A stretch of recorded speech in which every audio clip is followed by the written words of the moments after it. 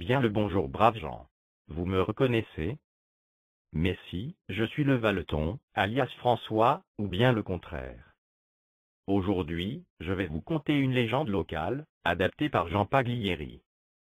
Cette légende est racontée depuis le XVIIe siècle par les écrivains et les gens du pays des Hautes-Alpes.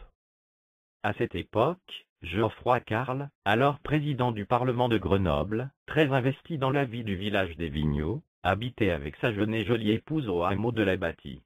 Sûr de la vertu de sa femme et de la sienne, ne dit-on pas que l'amour est aveugle, il décida un jour de faire réaliser à ses frais, sur l'église Saint-Laurent aux Vigneaux, une fresque qu'il voulait magnifique. Le thème qu'il choisit fut les vices, et de leur châtiment. Prémonitoire, non? Mais voyons la suite.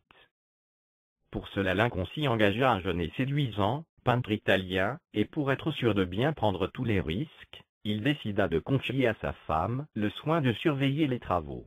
Dame Carle, Louise pour les intimes, s'acquitta de cette tâche avec beaucoup de plaisir, car la jeune femme n'était pas insensible au charme du bel artiste italien, et pour ne rien vous dissimuler c'est elle qui, usant de ses charmes très persuasifs, disait-on dans la région, séduisit le jeune peintre.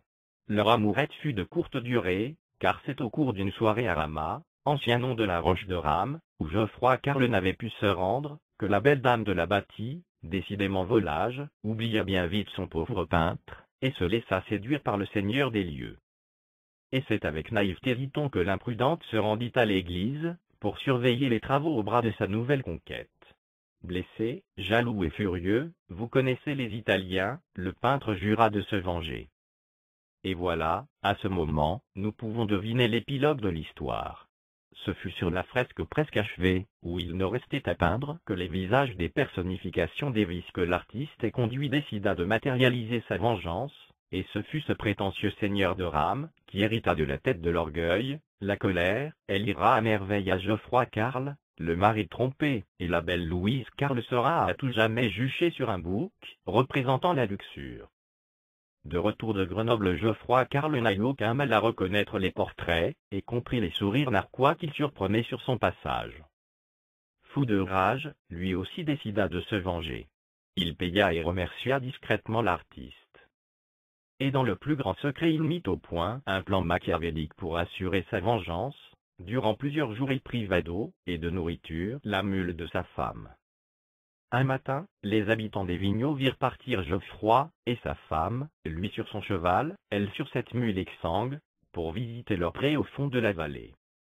Arrivée sur les lieux, attirée par l'eau du torrent de Saint-Pierre, la mule assoiffée se précipita avec fougue dans les eaux tumultueuses, entraînant définitivement la trop séduisante Madame Carle, loin du regard des curieux.